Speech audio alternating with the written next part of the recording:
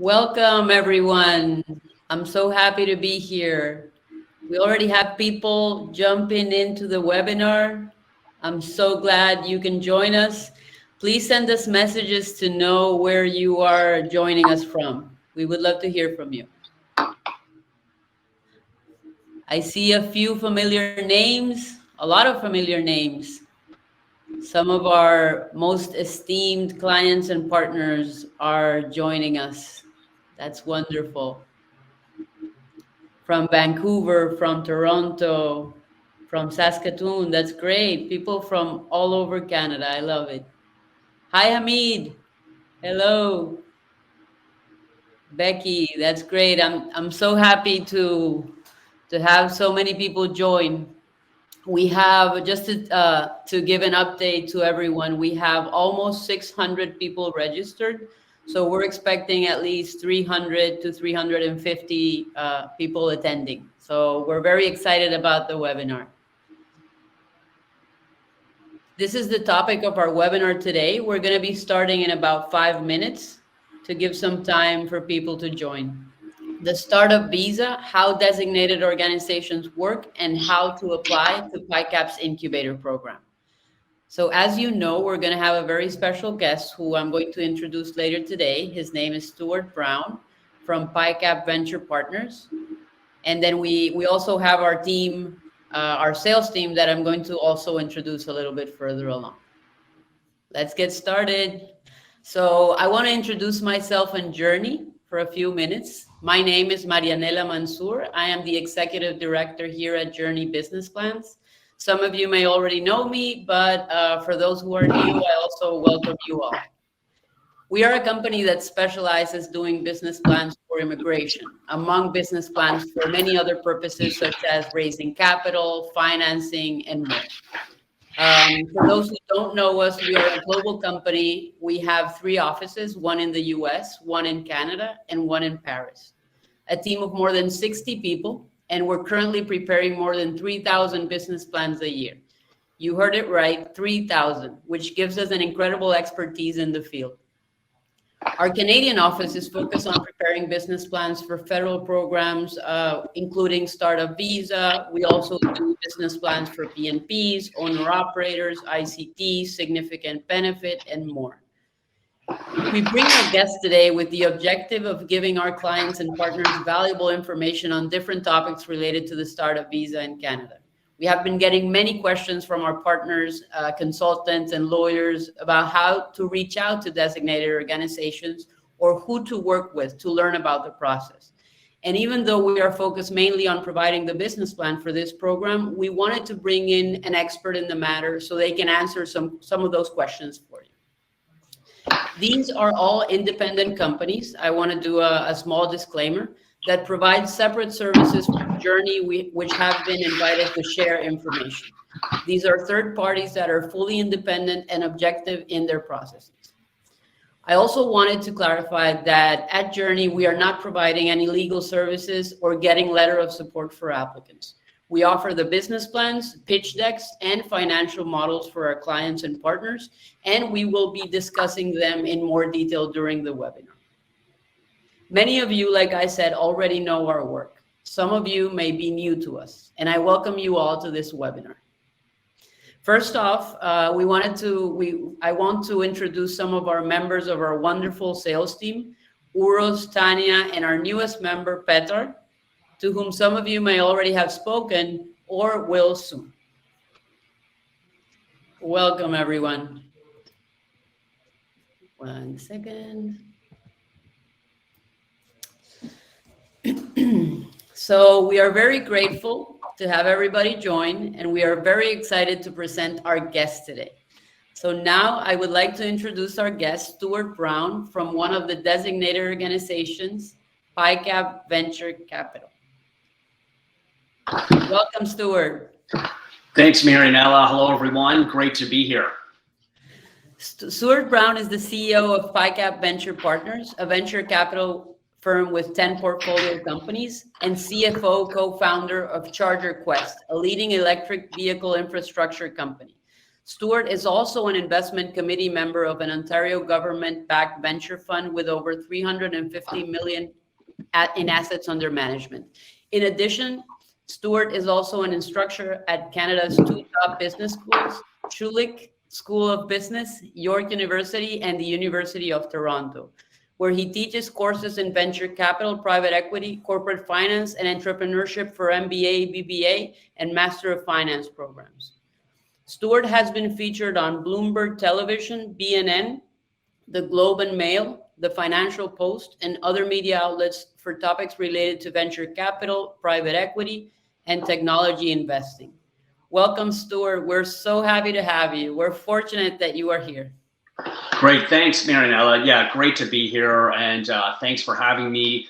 Wonderful to see we have so many attendees. I think you mentioned we're up to 200. I'm sure that's growing as we speak, with about 600 that have confirmed that they will show up. So that's an excellent platform. Well done again on the marketing and pulling this whole thing off. Thank you, Stuart. We're happy to have you.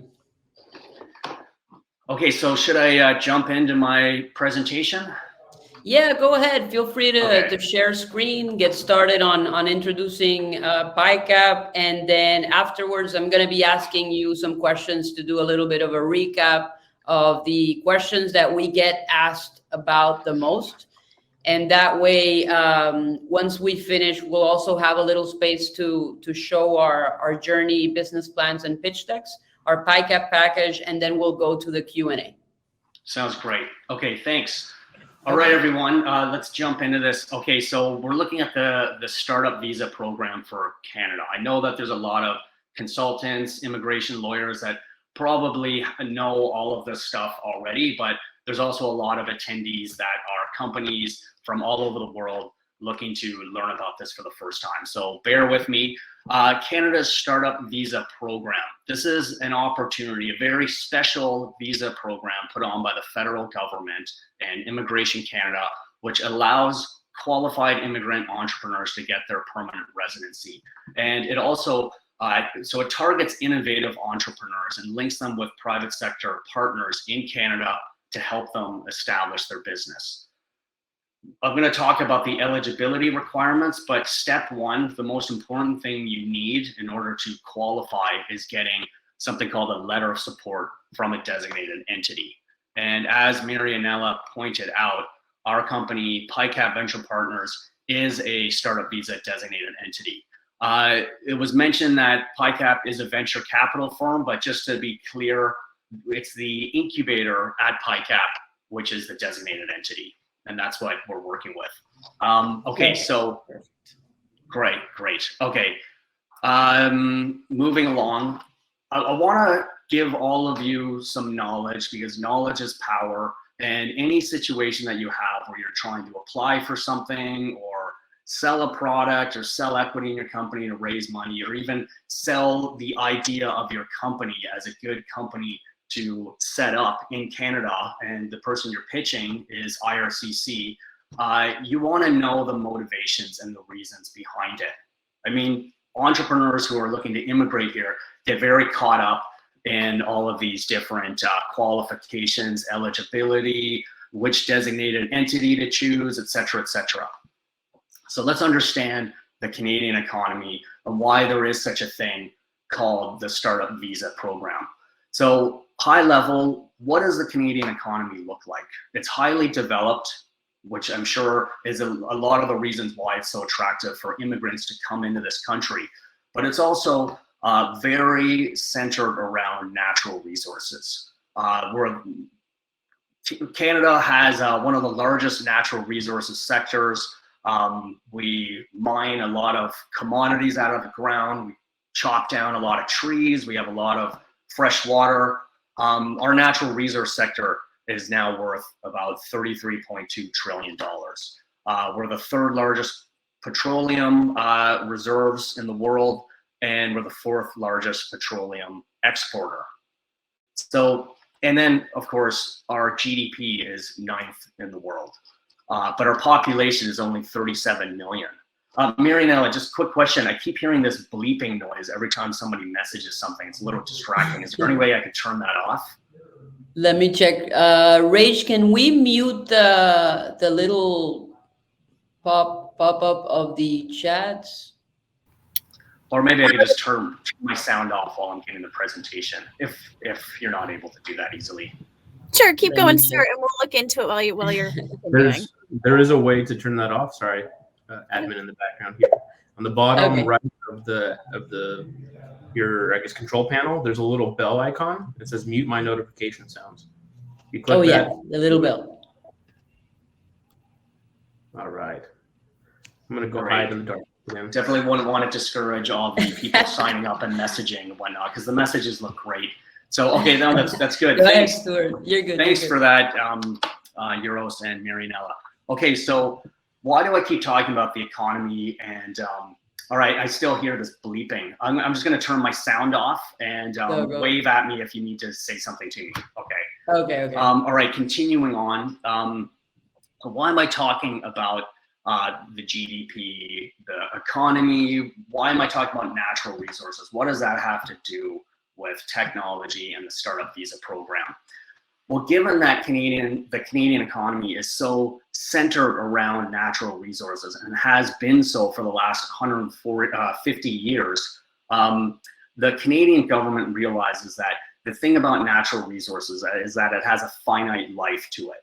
There's only so much stuff you could dig out of the ground before there's nothing left. There's only so much oil you could pull out of the tar sands in Alberta, or trees you could cut down in BC. So never mind the environmental aspect of it, but there's just, when you're dealing with natural resources in an economy, you're getting closer and closer to the stage where you deplete all of those natural resources. And then if your economy is so dependent on them, you're going to be in a very risky, precarious situation. So the government's looking at other ways to foster development and growth. And despite the fact that the economy is so centered around natural resources, there's a focus on small businesses, because small businesses in Canada actually make up 70% of the jobs, and they account for 40% of the GDP. And moreover, if a government wants to increase its economy, improve it by creating jobs, increasing GDP, raising the standard of living, they're going to focus on supporting an asset class that does exactly those things, which is small businesses. I mentioned the Canadian population is quite small. It's only 37 million, and we have a ton of territory and land to keep bringing more people in. So who are the people that Canada wants to bring in here?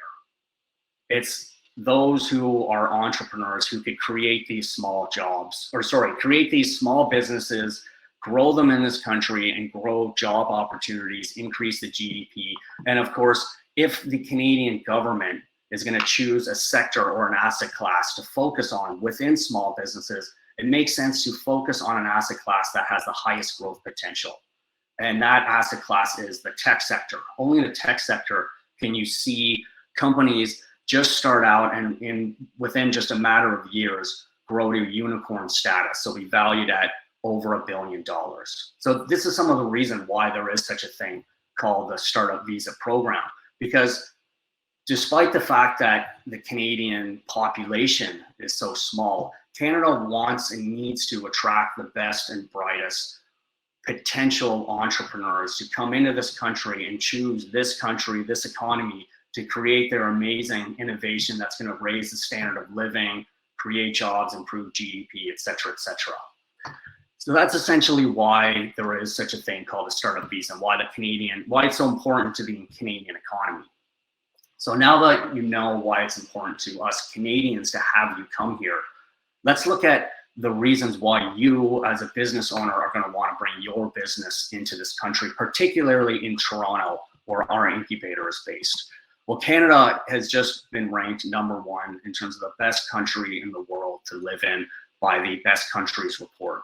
Canada's ranked #3 in terms of VC and PE attractiveness index. So that's venture capital and private equity. And those of you who know that sector know that the importance of that sector is investing in early stage companies or private companies because of their growth potential, because of the strong infrastructure in this country, because of the stable political system, and because of the strength in the legal system as well to protect intellectual property, give entrepreneurs that incentive and motivation to create these innovations.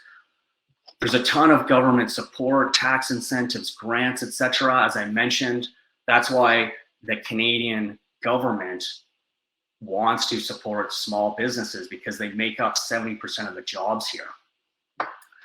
Toronto's a great place. It's seen as a gateway to the US. The border between Canada and the US is very porous.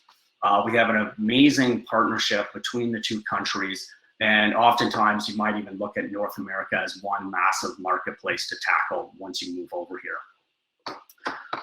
There's a lot of other things I could go on and on about, but I just want to give a couple of examples of tech companies that have done extremely well in this country to emphasize the potential here for your business as well. There's a company called Shopify. I'm sure a lot of you have heard of it.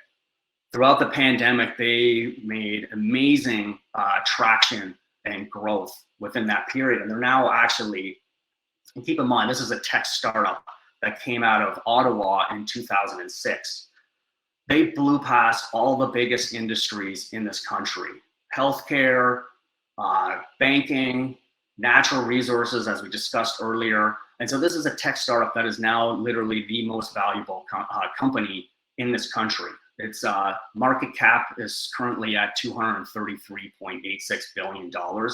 And the CEO, Wow, that's Toby amazing. Lutke, is now the second most wealthiest person in Canada. Wow. So it's very likely there's somebody joining this meeting right now who could be the next Toby Lutke.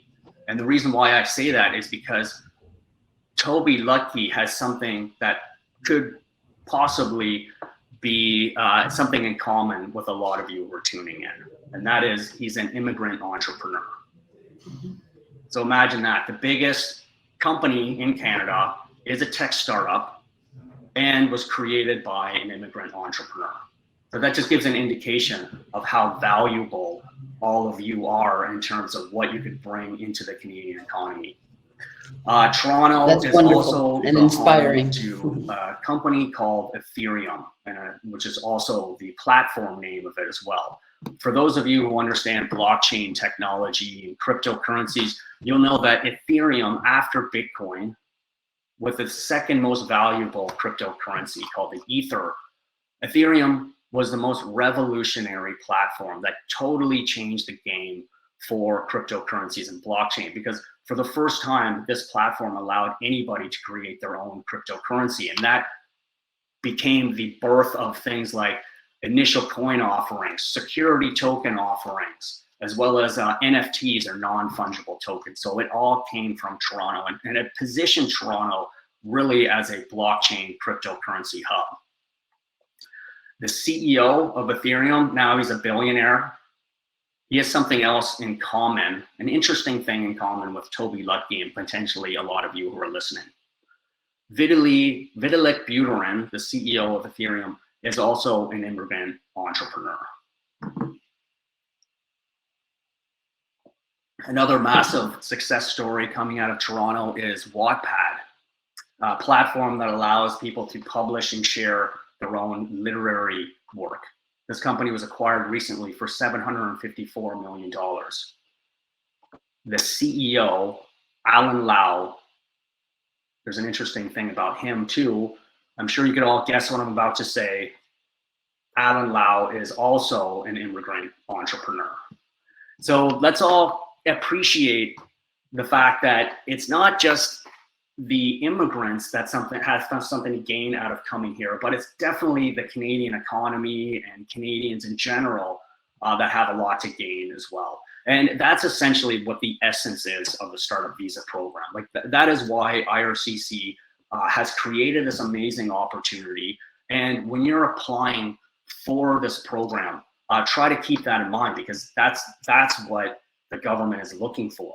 Companies that are going to be the next Shopify, Ethereum, or Wattpad. Okay, so I'm going to talk about Pycap's incubation program. But first, I'm going to talk about the importance and why we designed our incubation program the way that we did. Okay, so I have advice for all of the entrepreneurs looking to immigrate here through the Startup Visa program.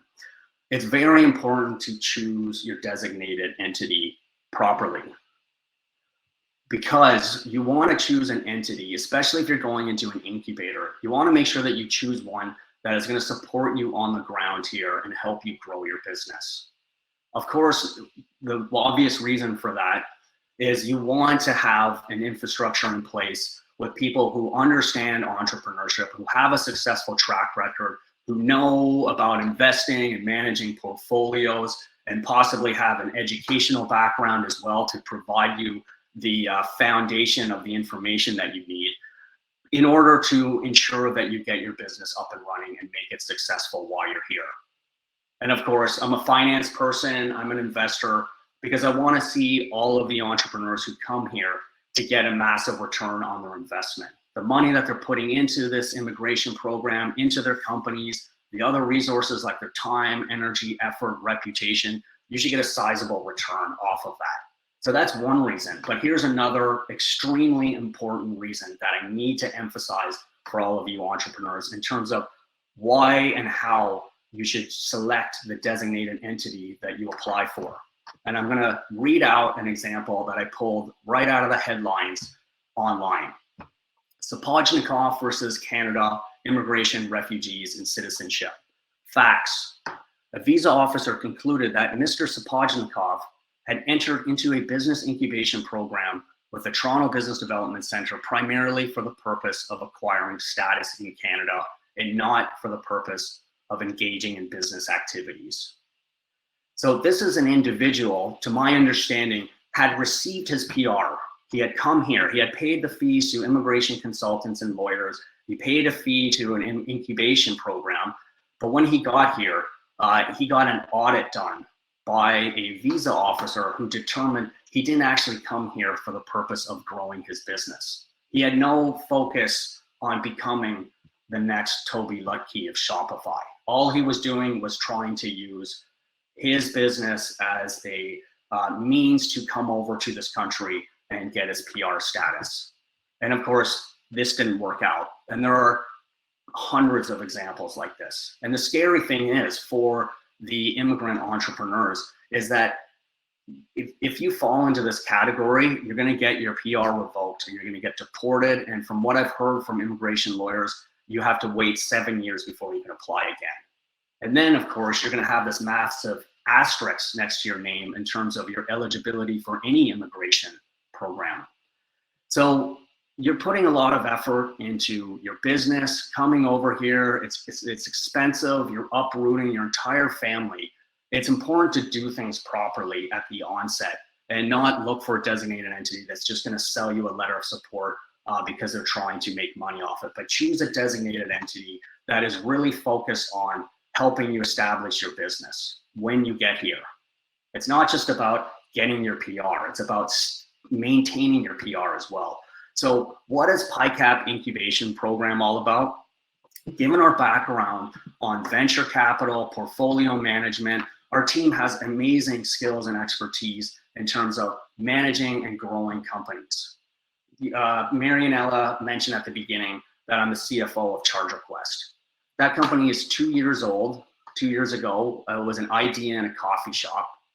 And of course, back then it was worth zero because there was an ID on the back of a napkin with my business partner and I.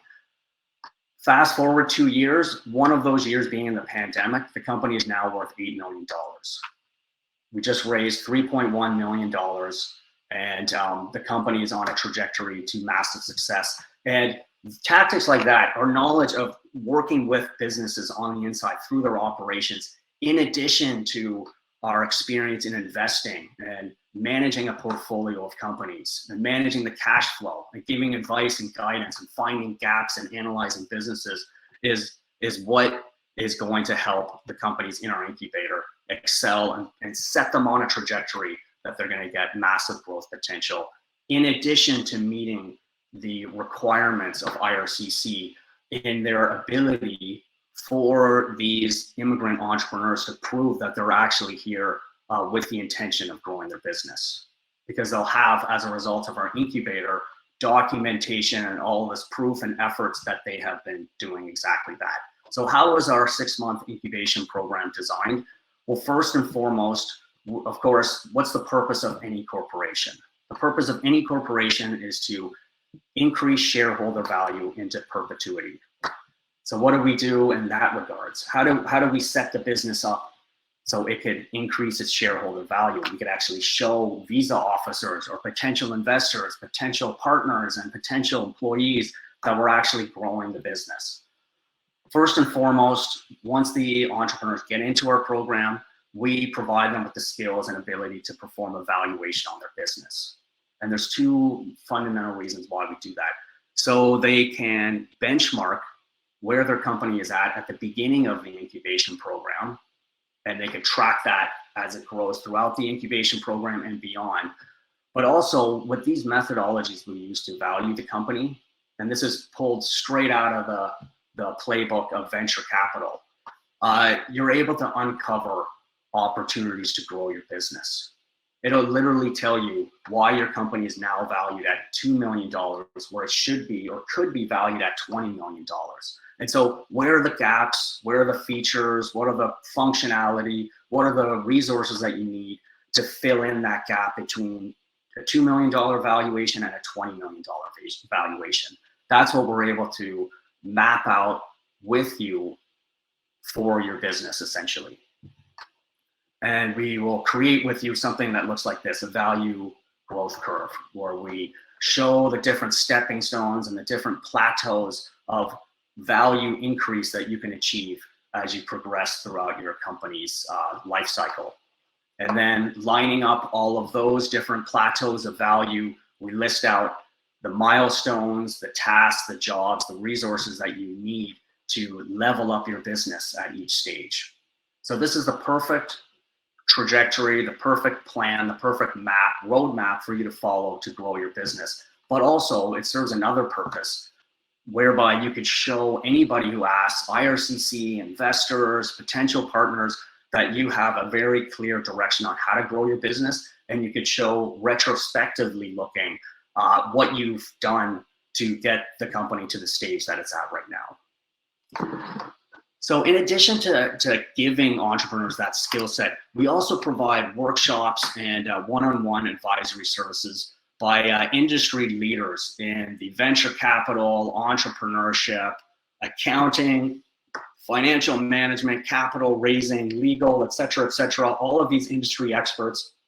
They are going to be working in our incubator, providing seminars and educational sessions for you to really get a firm understanding of how you should establish your company, lay the foundation, and all the other things that you need to consider as it relates to the Canadian economy and the Canadian market, as well as the US market.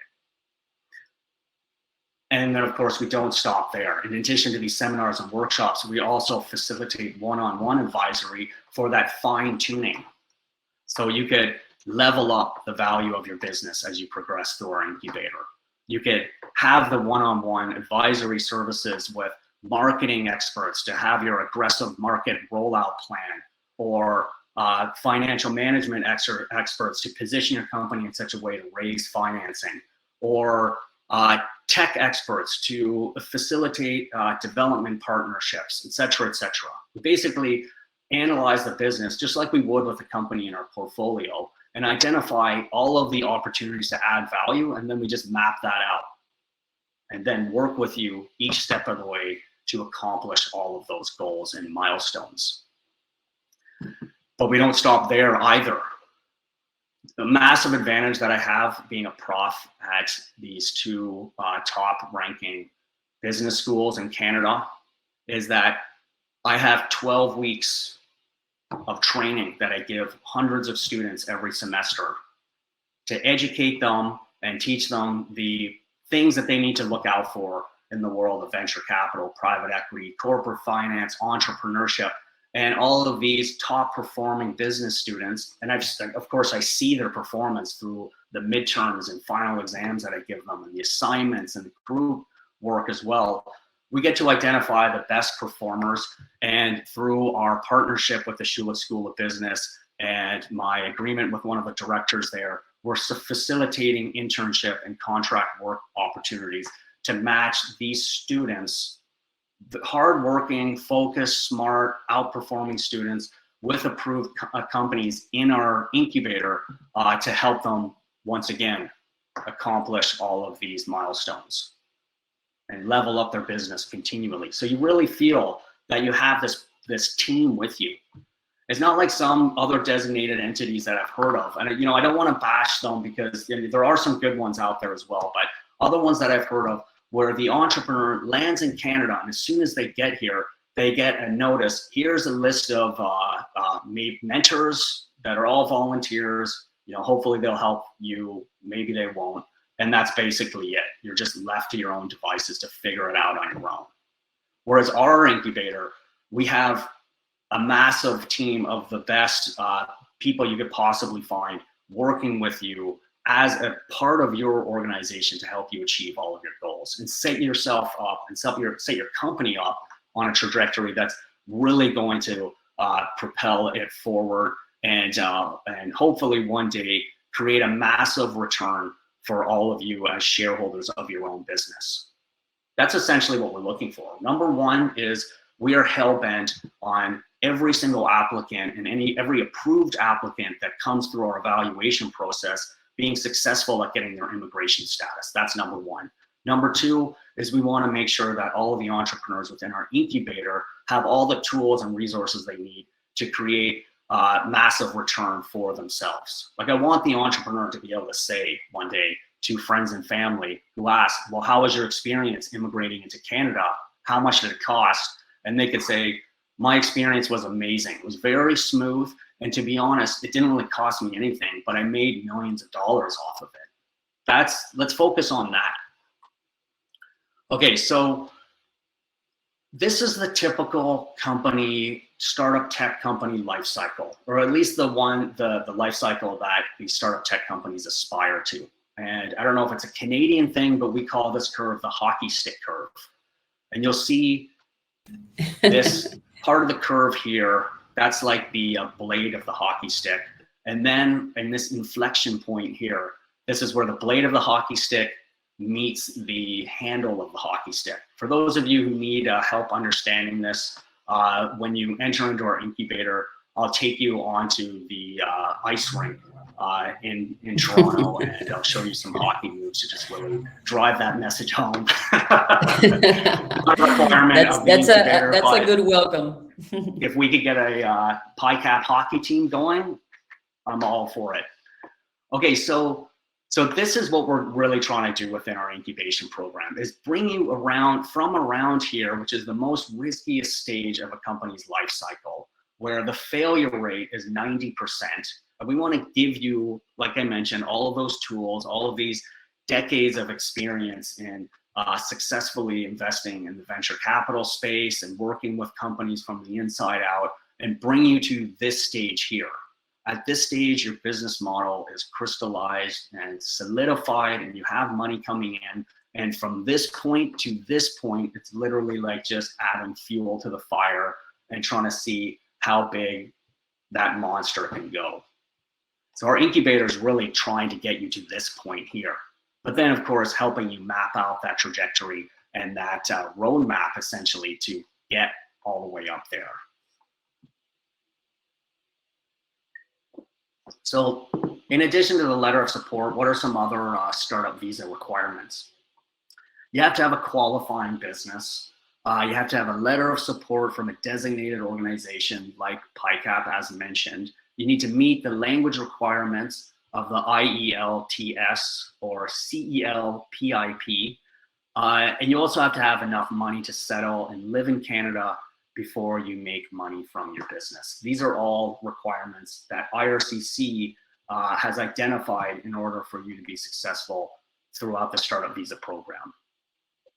I get a lot of questions like, what are the proof of funds that you need? Here's a chart here that outlines that. If it's one family member, you need just over 13,000, all the way to 7 family members, you need upwards of 34,000, 35,000.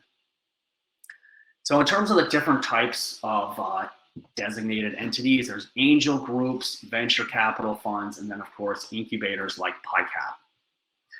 With the angel groups and VCs, it can be quite difficult to go that route. And the reason for this is in the best of times, where you have the best tech company and you're Canadian born, Canadian raised, you're in the industry here already, that is a difficult position to be in, to raise money from VCs and angels, because there's a massive level of risk associated with investing in early stage tech companies.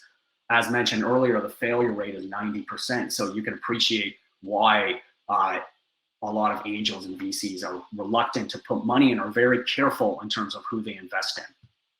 And that's a requirement for these designated entities, by the way. If you want to go the angel route, you have to convince an angel group to invest or commit to invest $75,000 into your company.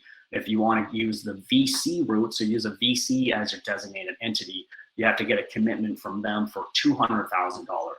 And trust me, my core operandi, my core business, where I come from, is the world of venture capital. And as a VC, you have to be extremely careful who you invest in, because you want to make sure that you invest in only the best companies with the highest growth potential and the minimum amount of risk. But the reason why it's so much more challenging going these routes to get your designated entity status, or go this route, is because by being a foreign company rather, that adds more risk to this investment opportunity. So as a VC, they're thinking, okay, not only is early stage technology companies risky to begin with, but you just added a massive additional layer of risk, just given that you're based in a foreign country. Because in a foreign country, that VC may not have a network there to perform due diligence or background checks, and a whole slew of other reasons. And that's why the incubator designated entity startup visa route has become so popular, because with the incubator route, you don't need to get any commitment of capital as an investment. It does cost a fee of around $40,000, which is the amount that Pycap is charging, but it's a nominal amount if you divide it up among your team members, and especially if you have family members that you're bringing over, you divide up that cost as well. Pycap, we work with some partners, given that we're coming from the world of institutional investing. For select companies, we can offer a financing funding option through our partners. So we could help facilitate this, and we could get select companies an investment of about $300,000. So if you're interested in that, or any part of our program, of course, visit our website that's located at the bottom, or contact me. You'll receive my contact information soon. Okay, and here it is. Thank you everyone for listening to my seminar. I hope it was valuable and interesting.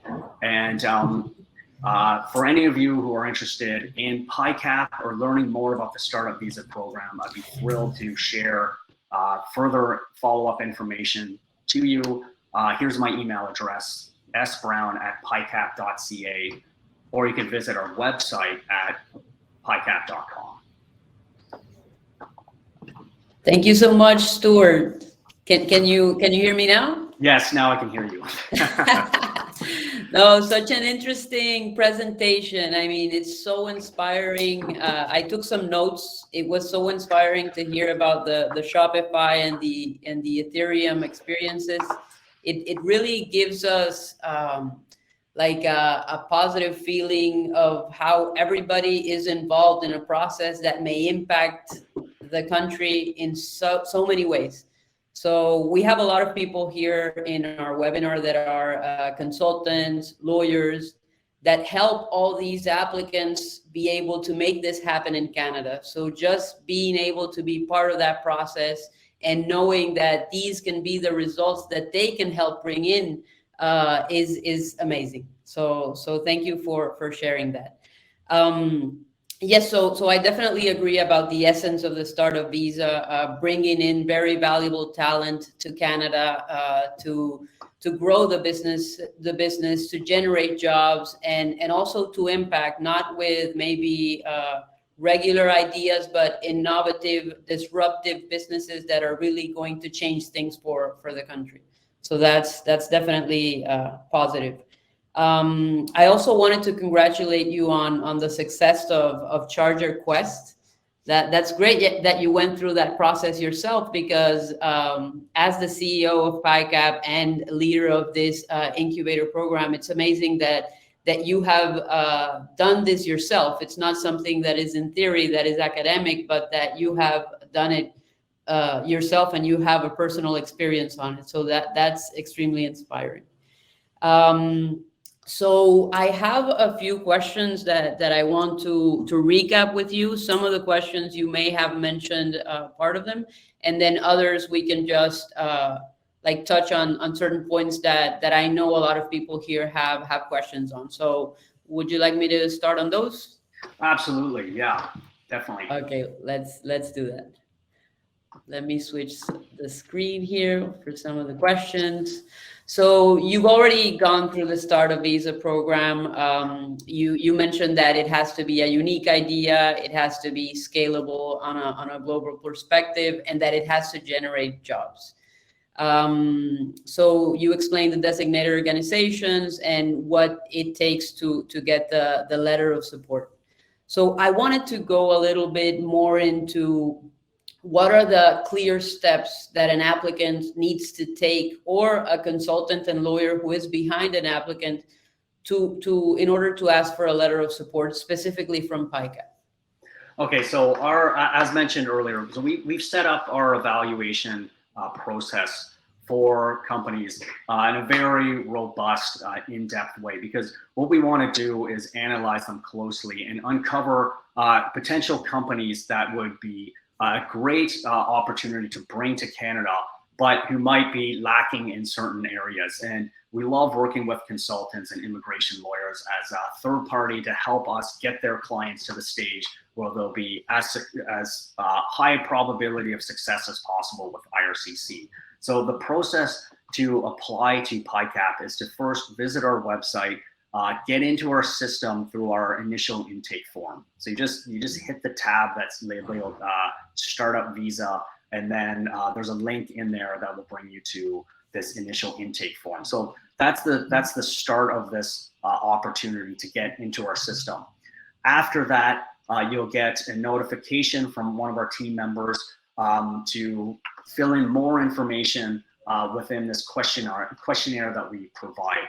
From that point, we have an initial interview. If the interview goes well, we'll invite the candidate to provide a number of due diligence documents. Once again, these are documents that are required for IRCC as well. We'll evaluate them, get in touch with the entrepreneur applying or the consultant or immigration lawyer representing that client, and we will work through that process. Even if there's deficiencies, we're not really the type to just reject immediately. Unless we see some massive red flags, we're probably going to say, okay, this entrepreneur, we believe they have potential. It's a great business, great opportunity.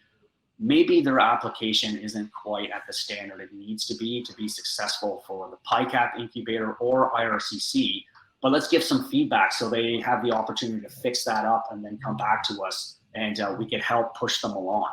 So after they have successfully completed the due diligence requirements, we bring them for a final interview with our external review committee. So these are individuals that are not working at Pycap, but they're professionals who can evaluate companies and opportunities, not unlike IRCC with their peer review panel. We have our own kind of version of a peer review panel. So we have that objectivity from them to say, yes, this company is good, or we have some hesitation with this company. Let's revisit some things that we think need to be communicated in a better way. And then once they get the final approval, we will send them notice that the company has successfully passed all our evaluation phases, and we will provide a contract. Once they fill out the contract and all the information, we will then provide a letter of support for the company. And we target that whole process to be finished from cradle to grave 3 weeks. Okay, that's pretty fast. 3 weeks is, I mean, it's a lot happening in 3 weeks and a lot of information to review from your team. So that's great that it can happen in 3 weeks. Thank you for that. No problem. So you already mentioned what you request from applicants. I wanted to ask you, Stuart, so you touch a lot on the technology industry. Of course, technology is very involved to many different industries, but do you have any focus on specific types of startups that you are looking to support, or is it mostly open? It's completely open. We're industry agnostic. We just want to get great opportunities into this country and help them expand and grow their business. And I'm glad you touched on that, Marianella, because I really should explain that and provide some more clarity. Innovation is a requirement for IRCC as well as our incubator, but it doesn't always have to be in the form of traditional things that you would think of in terms of technology, like software or hardware development. If there's some innovative food item or ergonomic furniture, or who knows what entrepreneurs can come up with these days, we are thrilled to look at that and consider that for our incubator as well. Okay, that's great to know, because that's usually something that people think of innovation and maybe they think, well, I don't have anything in technology. So it's great to be able to clarify that, so people know that there's opportunity on many different types of industries, on many different types of innovations. There's a question that we have received several times, and sometimes some consultants, lawyers, and applicants have faced when going to certain designated organizations. There are certain industries or unique ideas that may be repeated, or industries that may be saturated. Is that something that you also consider before giving somebody a letter of support, if you already have somebody that you're supporting in the same space? We would not look at that as a negative. In fact, the true incubators that are out there, they see companies that might be in a competing field. It's actually a positive thing to bring those entrepreneurs into the same incubator, because in the world of startup tech and entrepreneurship, there's an important element that needs to be considered, and that's co-opetition. So they're kind of competing, but they're kind of cooperating at the same time. It's difficult to be an entrepreneur. So if you have someone in a similar industry that you can leverage off of, it could turn into a great potential partnership or other opportunities that could open up. So to answer your question, we are very industry agnostic. Even if a market is saturated, I encourage any entrepreneur to just put their application through our process. As a VC, we are experts at finding opportunity in what might seem like a company entering into a saturated market or something there. We pride ourselves in being able to analyze a business and find those kind of little golden nuggets in there that we could really leverage and heighten and focus on to make a company have a lot better chance of being successful. That's great to know. So that gives you that gives people a light, because I have seen other designated organizations maybe reject because they already have someone with a similar idea or in the same space. So it's great to know that it will not be an issue with Pycap.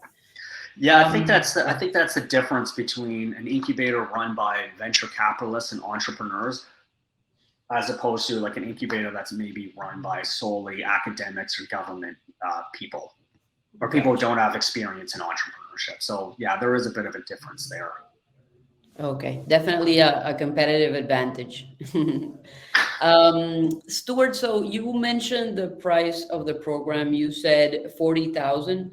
And just to clarify and recap a little bit about that, 40,000, that is what you charge for the whole incubator process for the whole team, even if it's one person or if it's 5.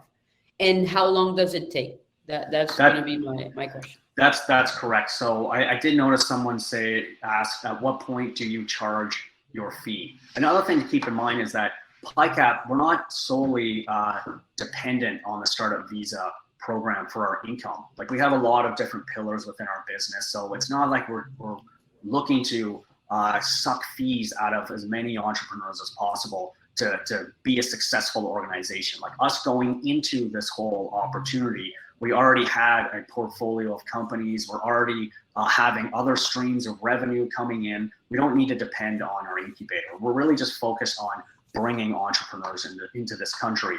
So having said that, that whole evaluation process I talked about, where we have like 5 to 6 analysts, top performers out of my business school that we've hired, and other members of our team analyzing the companies and providing feedback, we do not charge anything for that. In fact, the only time that we are going to charge anything is after the company's been approved for our incubator and we're sending them a contract, and it's right before providing them with a letter of support. So our initial fee after they've been approved is $20,000. So half of the total amount they're going to be charged, and they're not going to be charged anything else, by the way. That is I know I've heard of other designated entities with hidden fees and other little ways to get money out of the applicants.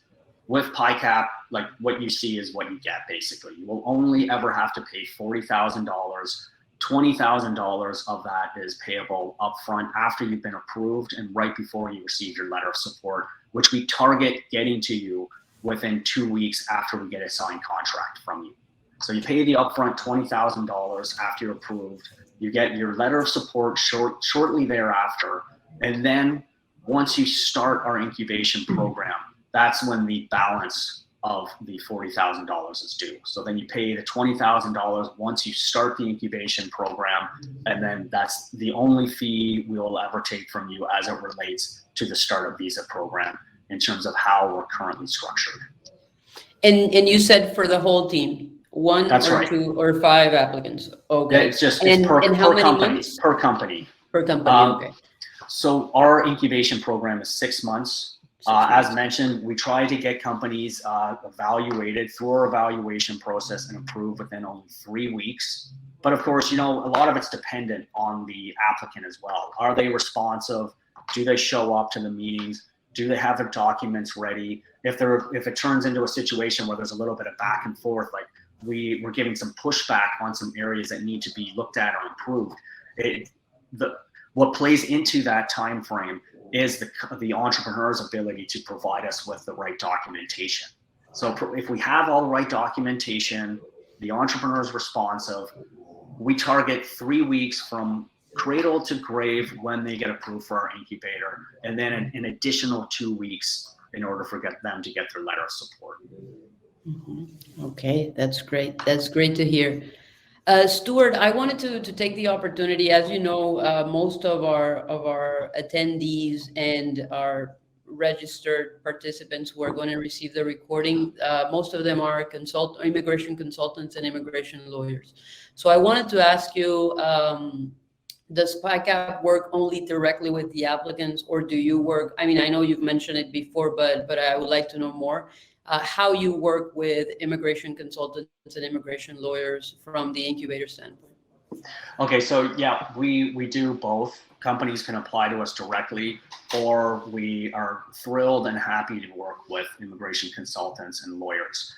When I mentioned this evaluation process of us providing feedback and not necessarily giving a rejection right away, we find that it's very helpful to have that liaison or third-party consultant to work with, to manage the flow of information and the collection of documents, and having someone also that's knowledgeable about the immigration process that can communicate that to the applicant as well, we find as a huge advantage.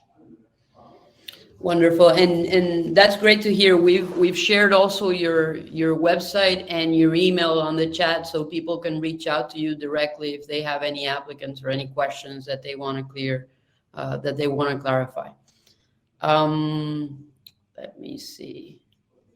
So I wanted to talk a little bit, Stuart, about how Joorney Business Plans Canada helps Pycap, or let's say not Pycap, but Pycap applicants. I wanted to clarify something, and is that Stuart has been very helpful being the guest of our webinar. However, we are not in any way related to Pycap or involved in any approval. So what we do at Joorney Business Plans is that we try to simplify the process, or the documents that are requested from the applicant, to make sure that everything is complete and ready for Pycap to review. But in any, I mean, we do not get involved in the decision. That is completely objective. And as I said at the beginning, we focus on preparing business plans and pitch decks. And I'm going to talk a little bit about our Pycap package. But we are completely independent of the process of the approval of the letter of support, or helping people get the letter of support, because sometimes there's a little bit of a confusion on that sense. So we've gone through these questions, and I wanted to ask you one last question before we jump into the Joorney business plan section. What would you recommend to consultants and immigration lawyers in the way that they're handling their projects for the startup visa and their applicants? I would say just, well, I guess it kind of falls in line with some of the advice that I was giving to the entrepreneurs on the call, is just be selective and be smart about the partners you affiliate yourself with from the designated entity side of things. Like, make sure they're knowledgeable about what they're doing. And, you know, if you're a reputable immigration consultant or lawyer, and you're serious about not just taking fees from clients, but actually making sure that these entrepreneurs are successful at immigrating here, then make sure you choose the right designated entity to work with, and make sure that your vision in terms of bringing companies here successfully with no issues and giving them all the support they need is in line with the vision and the perspective of the designated entity that you choose to affiliate yourself with. That's my number one advice for the consultants and the immigration lawyers.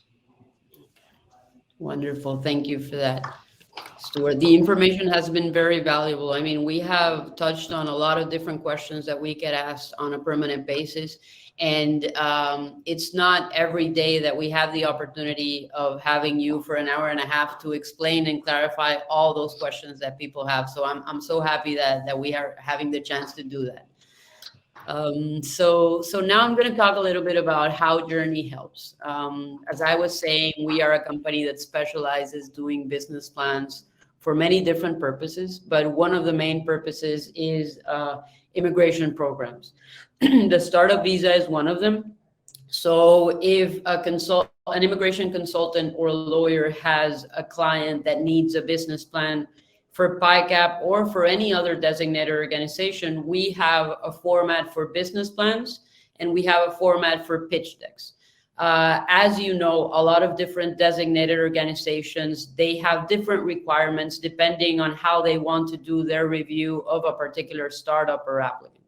So what we've done is that we've teamed up with some of those incubators, including Pycap, to create a package of a business plan, and in this case, a business plan and a pitch deck that answers all the questions that Pycap is looking for before they can make a decision. So when Stuart was mentioning the intake form, sorry, Rach, can you go back to the presentation before we jump into the sample? Sorry about that. Got a little ahead of it. Okay. Yeah. So when Stuart was mentioning that they have an intake form, part of the information that they're asking is a list of questions, and also a part of what we include in our business plan. So what we did is that we started what we call a Pycap package. And what that Pycap package includes is a business plan, a full format business plan, which is here. So basically, we do that business plan in 10 to 15 business days. We're going to show you how that looks, and we also prepare a pitch deck, which takes 7 to 10 business days. So the whole price of the package for Pycap is going to be $5,500. So we engage the client, they prepare all the documentation with us, and then they submit that to Pycap along with other documents that Pycap may request. And then that way we are making things easier for the applicant or for the immigration consultant or lawyer. And again, I want to add a note that Pycap and Joorney operate independently. So having a package prepared by Joorney or any other provider does not guarantee acceptance into the Pycap Startup Visa Incubator program. I just wanted to clarify that. But what we do guarantee is that what Pycap is looking for in their intake forms and information that they want to see are all questions that are answered throughout the documents that we delivered within the Pycap package. Okay. So I'm going to quickly go through a few of the samples that we have, one for the full format business plan real quick, and then one for the pitch deck. So this is a sample company. It happens to be in technology as well. This is our index. So we do an executive summary. We describe the business, the industry, the market, the trends. We do everything under the industry and market analysis. We analyze the competition. We describe how the sales and marketing plan is going to be done. We describe the team, which is going to be very important. And we also add financial projections. Okay, so this is, I'm going to quickly run through the sample. Of course, we will provide also our information, our website, and also our email so that any applicant, consultant, or lawyer can reach out to us and we can talk about our process and the scope of our work, our deliverables, and we're happy to assist anybody who may need help with the business plan and the pitch deck. Okay, so we include graphs, we follow a certain structure, we make sure that the questions that Pycap wants to see are answered. We describe the applicants, as I was mentioning. We talk about the financial projections, the investment breakdown, the profit and loss, the sales forecast. So everything that the designated organization wants to see is going to be included in that document. So this is our full format business plan. And aside from that, we also have a pitch deck. Can you share that with us, Rach? Okay, so this is a sample pitch deck of a platform. So basically, it's around 15 to 20 slides with similar information, but it's a little bit more condensed. So there are a lot of different designated organizations that perhaps don't need the full format business plan, but only ask for the pitch deck and other documents. So depending on the designated organization that your applicant, that you are applying for or the applicant is applying for, you can ask us to adapt the document that you need, and we'll make it so so that the information that we know out of experience from the startup visa is included in the document. Okay, so that's it. We got it there. So we can go back to the presentation, Rach. Thank you. Let's go to the final slide. I believe we've covered it all. So we have, like I said, the Pycap startup visa package, 5,500 Canadian, includes 3 revisions, including the business plan full format and the pitch deck. And we also do financial models. Usually the financial model is something that we offer for companies that are, I would say, in a more mature stage. And this is also a document that can strengthen the position of a particular startup for a certain designated organization, be it an incubator, an angel investor, or a VC. Okay, so we're done. Anything you want to add, Stuart, before we jump into the Q&A? No, that's fine. We can jump into it. You're good? Okay, warming up? Ready for the questions? Sure, yeah, bring it on. Great. So I want to start off with one that I saw that really interests me. Somebody was asking us, I believe it was Phil Mooney, that was asking us, is there any company that you maybe work with that helps for people who have the talent have the resume and the background, but they don't have their idea? No, I mean, it's difficult to get to be successful in an immigration process with only an idea. But if you don't even have an idea for your business, your chances of being successful are going to be that much less. Okay, So thank you. my suggest, I mean, to put a positive spin on it, Sorry, go ahead. if you've got a great background, just mine your experiences and your abilities and come up with an idea. And if you can, try to create some innovation around that, or just at least some sort of minimum viable product. I'm not going to go into a lecture about that, but make a note of minimum viable product, write that down, and then try to figure out how to create your own MVP along with your business idea and your background, and see if you could formulate a business opportunity around that to apply. Okay, that's very important because I mean, we've seen a lot of different scenarios where people are maybe linked to certain ideas. I mean, some of them may be coming from a certain founder, but not necessarily directly from the person. So it's good to know, I mean, how Pycap stands on that particular topic. I have another question from Deepinder Work. If the immigration application is rejected, what will be the course of action? Is there any refund policy on the 20,000? Well, I think you covered that with saying that you approve the startup first before you charge the initial 20,000, right?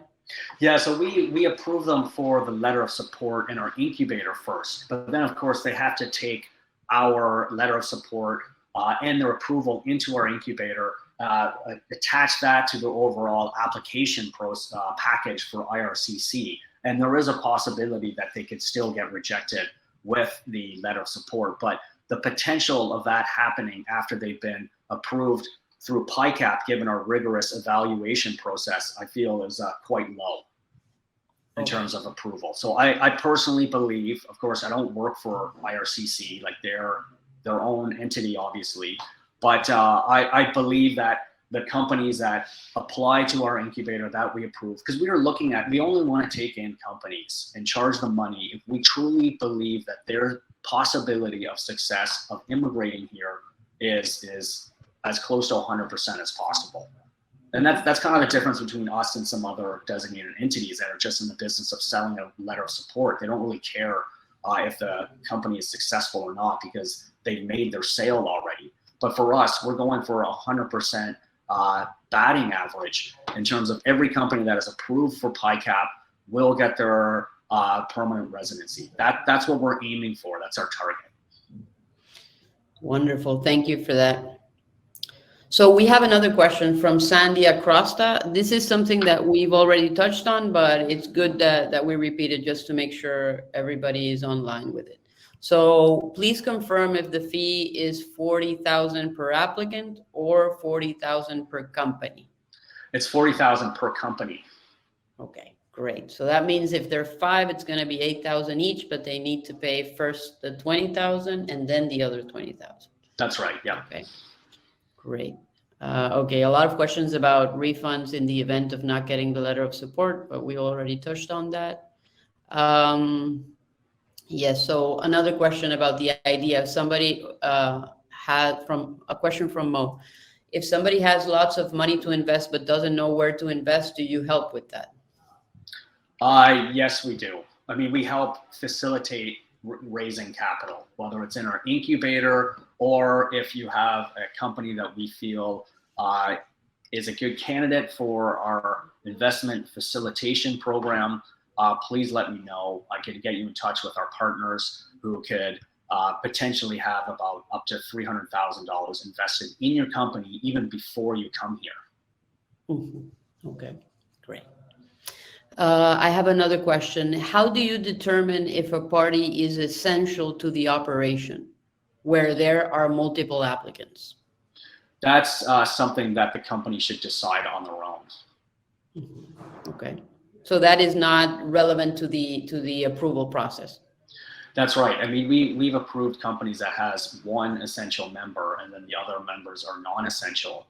That's something that the company should decide. is this person essential? But also be careful, of course, because from what I've heard, and remember, I'm not an immigration lawyer or an immigration consultant, but from what I've heard from some of them is that if you identify more than one applicant as a essential employee of the business, and that individual gets rejected, then the IRCC will look at that whole company and said, okay, well, then because this one individual is rejected and he, she, they are essential to the company, then of course the whole company has to be rejected, because how do you run a company in Canada without your essential team members? So just a little bit of further insight there from what I've heard from some immigration lawyers and consultants. That's interesting. I hadn't heard about that and how the process that they have to face afterwards, because yeah, most of our involvement is before the letter of support, but it's always great to hear how the process can go and things that may happen in the process. We're asked if the incubator program that you are offering is also available for non-immigration people who are interested, people from Canada. Yes, absolutely. I mean, we would be happy to bring in entrepreneurs that are Canadian as well as ones that are immigrating here. Okay. Hin Mahoob asked, is there any restrictions for business leaders with different background and nationality for the same application for one business project? Absolutely not. We don't discriminate at all. You could be from anywhere, any walk of life, any sort of condition. We would be thrilled to evaluate your company and consider it for our program. Diversity is a huge asset that we see within our incubator. So we really encourage as much diversity as possible. Okay. We have a question from Nader Kazaruni. Hi, Nader. Thank you for your question. Can we match 2 to 3 investors with one concept and idea so that they invest jointly into a startup in Canada? Well, the answer is yes. I mean, I don't see any reason why you can't get more than one investor. And this investor facilitation program that I referred to earlier, if you receive an amount of $300,000, it will likely be among a group of investors, a few of them, 2 to 3, 1, something like that. Mm-hmm. Okay, but I think maybe Nether is referring to the 3 investors. Oh, okay. So this would be for the scenario of the angels or VCs, correct? Okay, perfect. Phil Mooney asks, how important is the fact that a startup is globally scalable?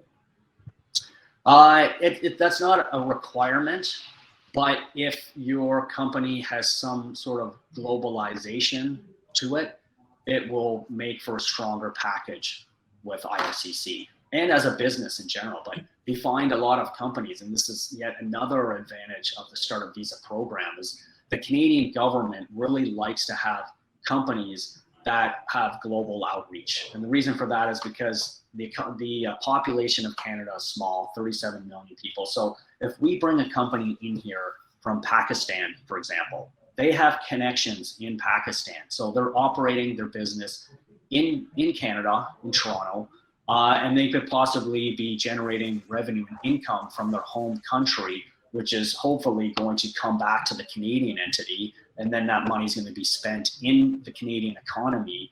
And of course, that improves the GDP because it's an export officially. And that's a great thing. But as mentioned, that's not a requirement for our incubator or IRCC as far as I know. It just will help strengthen your package if you are a global entity. That's very interesting to know. Nigel Bailey has a question. One feedback from clients is that incubators simply do not respond most of the times. Any suggestions on how to improve the chances of getting a response or call for an interview? Yes, for Pycap, and I appreciate that. I mean, within the last 4 months, we've received over 300 applicants, so it's a lot. But as mentioned, Pycap, we have a lot. We have a pretty strong, large team working with us, and we try to go through as many as possible. My suggestion is for us specifically is get into our program, get into our system by filling out that initial intake form. Once you're in that, you're officially in our system, and you'll get a response from one of our team members to push you through to the next phase.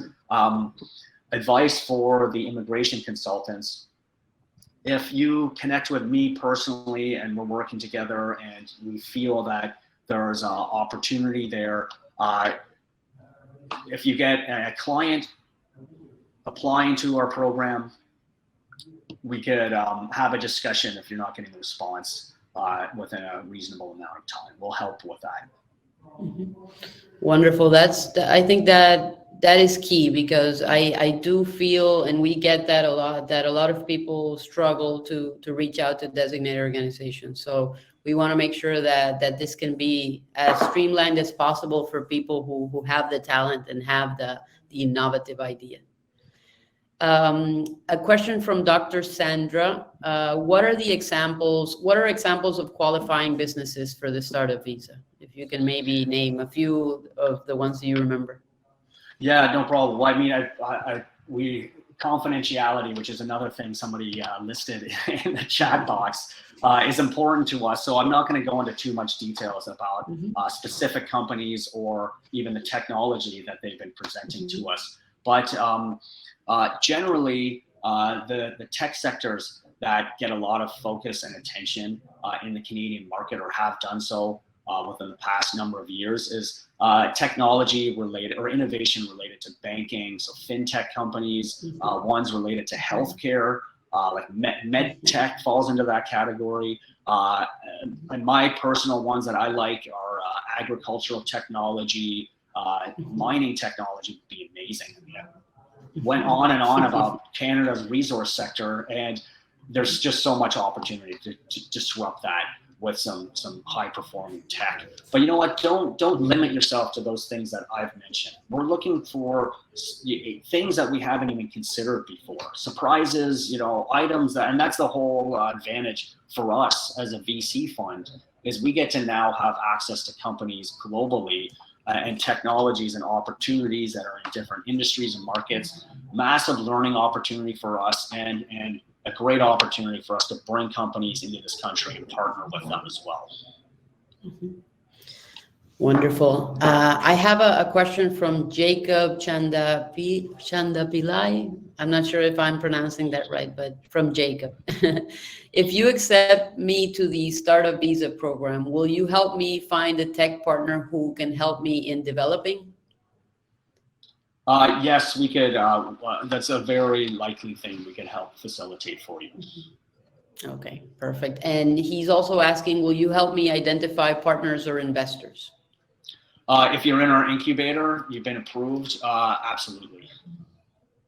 Okay, perfect. Provided, I'm sorry, I'll just give a little caveat there. Yeah. There's no point in connecting with an investor unless your company's ready to receive investment dollars. So if your company's ready, we will be happy to facilitate that connection.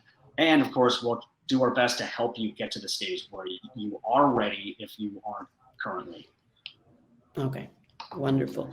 I see Jacob has a lot different questions, but they are very specific to his particular case. So I just wanted to tell all the attendees and people who are registered. We've asked people who are direct applicants. So that information we are going to give to Stuart so that he can reach out to applicants that are interested and send the information, perhaps, if you agree, Stuart, to let them know how they can apply. Oh, definitely. And we're also happy to share that. Okay, great. So I just want to clarify one thing, because this question came up so often. I feel I need to be perfectly clear. It's about the refund. So we do actually offer refunds based on certain conditions and certain amounts, but that is getting a little bit too much into the weeds and the finer details, and a little bit beyond the scope of this Q&A session. So if you'd like to learn more about that particular thing, feel free to reach out to me. Okay, great. Krish asks, how does IRCC look at an applicant who is a mere active investor in the startup visa? Example, say one of the 4 co-founders is not a technology geek, nor is the original idea contributor. He or she was just paired with the startup visa as a co-investor with an active finance or marketing role. Okay, so a situation like that, in my opinion, is fair game. As long as you could provide that there is value for that individual being on the team.